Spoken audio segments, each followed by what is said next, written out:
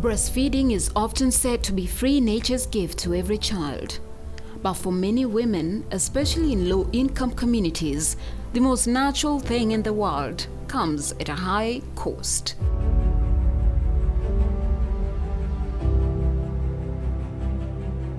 Valerie, a mother of 5 children, has never managed to exclusively breastfeed for the recommended 6 months. Her reason is simple: survival. Tukienda kudeliver tunaelezewa ya kwamba tunyonyeshe continuously miezi 6, lakini unakuta manage kunyonyesha mtoto miezi 6 kwa sababu food lisho si bora kwetu. Unakuta kama mimi hapa niko na watoto 4 wanaenda shuleni, nipike lunch ni wakawie kwanza, wabebe waende na shuleni, yenye napaki ile kiasi ndio mimi nafanya nini, nakula. Nikisha kula itakuwa enough kwangu yenye italeta masiwa mingi kwa mtoto wangu. Itakuwa kidogo, nakuta mtoto anasumbua akilia. Sasa kama mama nikadecide niweze kuchukua masiwa na uji niweze kumpatia. Just next door, Sharon shares a more dreadful experience. Nililemewa kupea mtoto matiti ya mama kwa hizo miezi 6 zikiwa zimefuatana kwa mfululizo, kwa sababu mtoto mwenyewe ukimwangalia hakuwa na shiba.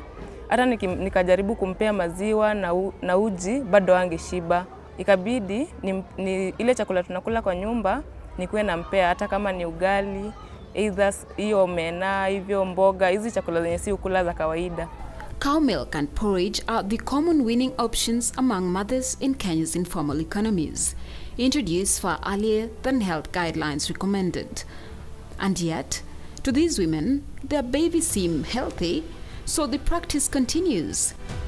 Though some progress has been made in promoting exclusive breastfeeding, the Kenya Demographic and Health Survey 2022 shows 61% of infants are exclusively breastfed for the recommended 6 months. Why is it so important to feed the first 6 months? Because remember, the baby's intestines are not mature. The breast milk has got nutrients that helps the baby's intestines mature. It's one thing. Secondly, as I said, the breast milk has nutrients that fight infections. But the most important part is that breast milk changes as the baby is maturing. In the last 20 years, we've seen an improvement in the exclusive breastfeeding rates in Kenya. And the trends have been from around 13% 20 years ago to 60% as of the last Demographic and Health Survey. So we have seen an improvement in exclusive breastfeeding nationally. Mothers in high income brackets face their own unique challenges. It was a very difficult breastfeeding journey because I didn't know the right things to eat. So we dealt with a lot of colic. I didn't know that we should somehow drink more than we really need to eat, as much as we're supposed to eat the balanced foods. Way later, I came to realize I had experienced postpartum depression, but I didn't know. Ideally, I thought like immediately the baby comes, like there's a whole letdown and everything that comes, you know, the way your parents talk about breastfeeding, it looks like it's so natural. But I remember even like leaving the hospital and I still didn't think I had enough supply for the baby. So it was a lot of feeding and like going along the way. So eventually when I got home, like the milk came in, the baby was formulated for a few days in the hospital. I think the first and second day I was given formula, but once I got home I didn't use it because the letdown had started coming. And then I think it was strong for the first 2 months, and then when we got to around month 3, month 4, we started now experiencing areas where I would have low milk supply, because also the baby is growing, so you have growth spurts where the baby feeds more and sometimes you can't meet the demand. In UNICEF Kenya's report of 2023, 34% of women experience delayed milk production, often triggered by stress, poor nutrition, or lack of support.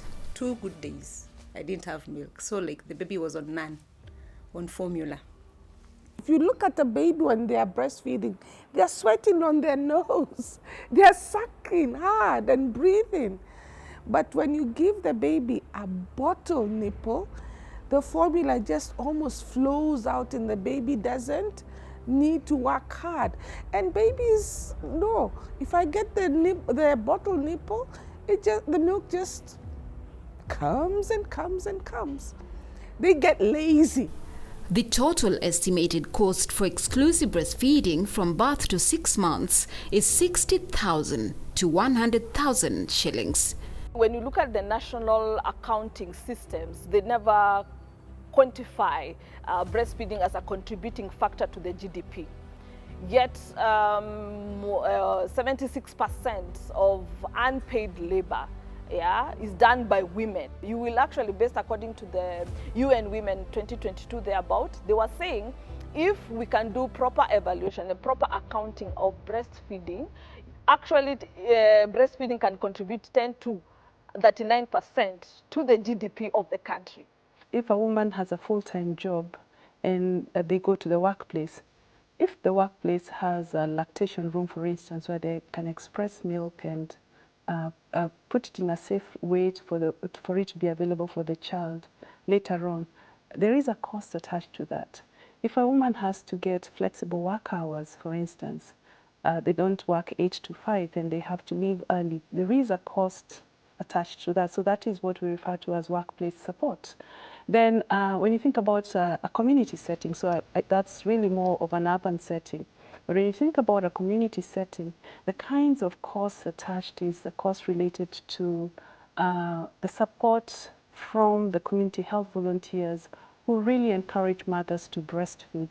So there are other costs. So some of the research that we have done, especially at the community level, have effectively shown that baby-friendly community initiatives, which is the support at the community levels, have been shown to be effective in improving breastfeeding rates. So it is important for us not to think that breastfeeding is free.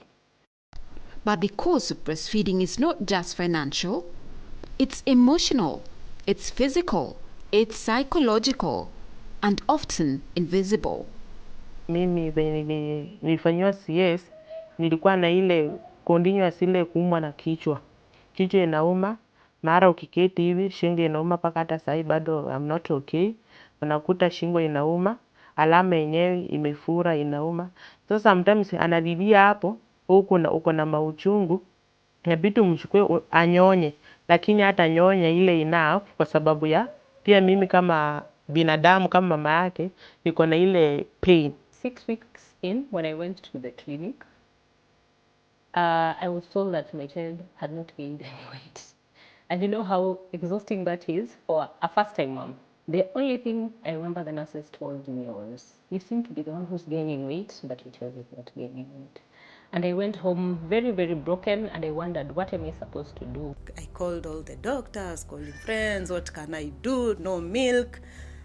But I was told that the more I'm stressing about it, is the more the milk is not even coming. As we think it is free because she will not require money to produce that milk. But in terms of her social, her mental status, it really needs to be taken care of. In the end, we're left asking, how is something this demanding perceived as free? And what will it truly take for mothers to breastfeed successfully and sustainably without burning out in the process? Give the mother information, and then once they have that information, then they will be able to support them through that information that she has. If the policies in place are actually implemented, then the woman has a chance to exclusively breastfeed their infant. To feed a child is to nurture a nation. But no woman should have to go broke, break down, or bleed in silence to breastfeed. But that is the reality we stand on at the moment. That is the price tag of breastfeeding. Awur Odongo for KTN.